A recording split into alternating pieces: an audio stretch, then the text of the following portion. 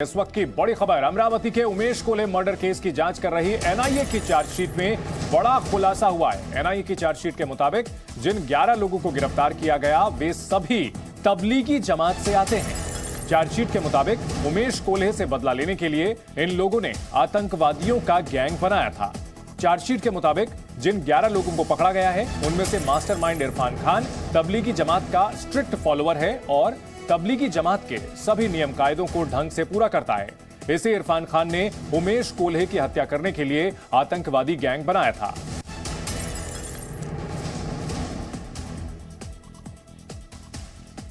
तो उमेश कोल्हे हत्याकांड में जो एनआईए चार्जशीट दाखिल की गई है उसमें क्या कुछ खास बातें हैं, आइए आपको बताते हैं। इस चार्जशीट में बताया गया है कि कट्टरपंथियों ने उमेश कोल्हे की हत्या की। तबलीगी जमात के सदस्यों ने उमेश कोल्हे की जान ली। पैगंबर के कथित अपमान का बदला लेने के लिए इस हत्या ये मुर्गी फार्म बना के हर महीने 2 लाख कमाते हैं। हर दिन इसमें सिर्फ 4 घंटे एक्स्ट्रा देते हैं। आपको भी ये सीखना है तो फ्रीडम ऐप को अभी डाउनलोड कीजिए। कांड को अंजाम दिया गया। धार्मिक भावनाएं भड़काने को लेकर यह हत्या की गई।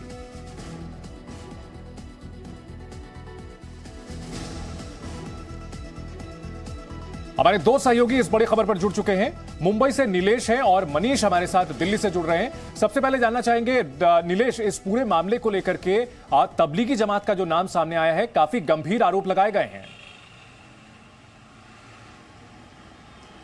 जी बिल्कुल चंदन, जिस प्रकार एनआईए द्वारा ये चार्जशीट फाइल की गई है, आरोप पत्र दायर किया गया है, उसमें तबलीगी जमात का जो इन्वॉल्वमेंट है वो डायरेक्ट निकल कर आ रहा है, क्योंकि जो सभी 11 सदस्य गिरफ्तार किए गए हैं उनका डायरेक्ट कनेक्शन तबलीगी जमात के साथ निकल कर आ रहा है। और इसका जो पूरे हत्याकांड का जो एक मास्टरमाइंड बताया जा रहा है इरफान खान, उसका सीधा संबंध तबलीगी जमात से जुड़ा हुआ है।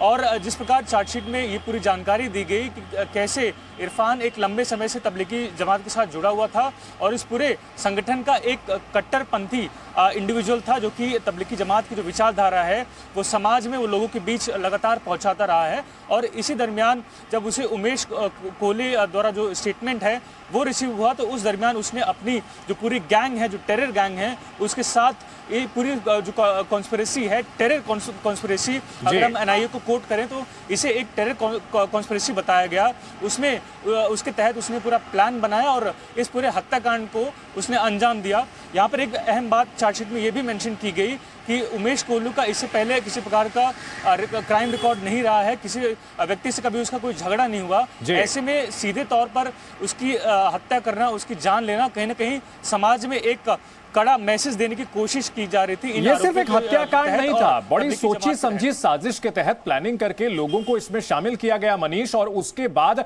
पूरी प्लानिंग करके बेरहमी से उसका कत्ल किया गया उमेश कोल्हे का, और इसके पीछे धर्म को आधार बनाया गया। ये सिर्फ एक हत्याकांड नहीं, निश्चित तौर पर टेरर लिंक है। और इस मामले को लेकर के तबलीगी जमात के 11 सदस्यों पर जो आरोप लगे हैं, जो आरोप पत्र में सारी बातें कही गई है मनीष, इसमें अब एनआईए और किस एंगल से जांच कर रही है?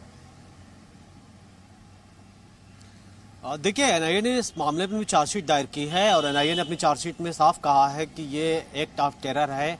और इस पूरे घटना की उन्होंने परत खोली है कि किस तरीके से उमेश कोल्हे का नुपुर शर्मा को लेकर के जो पोस्ट किया गया था सोशल मीडिया पर, उसको वायरल किया गया और एक खास साजिश के तहत जिसमें इरफान को मास्टरमाइंड एनआईए ने बनाया है। और इसमें कहा है कि पूरी हत्या का अंजाम किस तरीके से दिया गया। इरफान ने गैंग मेंबर चुने थे, ऐसे लोगों को चुना गया था जिनका कोई क्राइम रिकॉर्ड नहीं था, जिनके ऊपर कोई शक नहीं किया जा सकता है। जो सबसे बड़ी बात ये कही है एनआईए ने अपनी चार्जशीट में कि ये रेडिकलाइज थे, ये रेडिकलाइज काफ़ी थे। और ऐसी स्थिति में ये जो पूरी साजिश को अंजाम दिया गया, एक भय और एक मैसेज देने के लिए किया गया, ये पूरी तरीके से सोची समझी प्लानिंग थी। अगर आप देखें तो उमेश कोल्हे की जिस तरह हत्या हुई थी 21 जून को, और उनका परिवार उनके साथ जो पीछे कार में चल रहा था, और कुछ ही सेकंडों में ये हत्या की गई थी। और सबको ये बताया गया था कि वो अपने साथ मोबाइल ना कैरी करें। ये बताया गया था कि किस तरीके से अपने चेहरे को वो ब्लैक स्कार्फ से ढक के आए, ताकि आसपास अगर कोई सीसीटीवी कैमरा लगा हो तो उससे उनकी पहचान ना हो। यानी पूरी प्लानिंग की गई थी, पूरी सीक्रेसी बनाई गई थी और उसके बाद इस हत्या का अंजाम दिया गया। क्या तबलीगी जमात से जुड़े जो ये 11 लोग हैं, अगर एक ही संगठन से जुड़े 11 लोग इस हत्याकांड में, इस टेरर कांड में शामिल पाए जाते हैं, तो संस्थान जो है, जो ये तबलीगी जमात है, इसके ऊपर भी सवाल उठते हैं?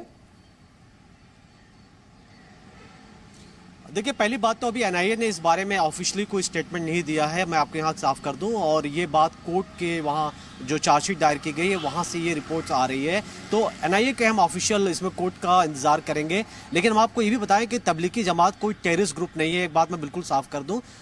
ये हो सकता है कि चूंकि रिलीजियस ग्रुप है और इसकी विचारधारा से लोग जुड़े हों, लेकिन तबलीगी जमात को काफ़ी सॉफ्ट माना जाता है। इसको इस तरीके से नहीं देखा जाता है कि ये ग्रुप कोई अगर आप देखें तो किसी बहुत ही कट्टर इस्लामिक संगठन है, ऐसा नहीं है, क्योंकि दुनिया भर में इसकी शाखाएं हैं। हाँ, जरूर है कि पिछले दिनों भारत में इसकी चर्चा काफ़ी हुई थी, क्योंकि जो कोविड का जो यहाँ प्रचार प्रसार हुआ था, कोविड जिस तरीके से फैला था, तो ये कहा गया था कि तबलीगी जमात के जो लोग हैं वो उन्होंने कोविड प्रोटोकॉल को वायलेट किया था, उसको माना नहीं था। लेकिन इस मामले में किस तरीके से ये जो लोग हैं, जो एक्यूज हैं, जो संस्थान से जुड़े हुए थे, ये अभी देखना होगा। लेकिन जाहिर तौर पर एक बात तो बिल्कुल साफ है कि बतौर संस्था तबलीगी जमात पर सवाल नहीं खड़े हैं, लेकिन तबलीगी जमात से जुड़े 11 लोग उमेश कोले हत्याकांड में शामिल पाए गए हैं। बहुत शुक्रिया सभी का इस पूरी जानकारी के लिए। ये मुर्गी फार्म बना के हर महीने 2 लाख कमाते हैं। हर दिन इसमें सिर्फ 4 घंटे एक्स्ट्रा देते हैं। आपको भी ये सीखना है तो फ्रीडम ऐप को अभी डाउनलोड कीजिए।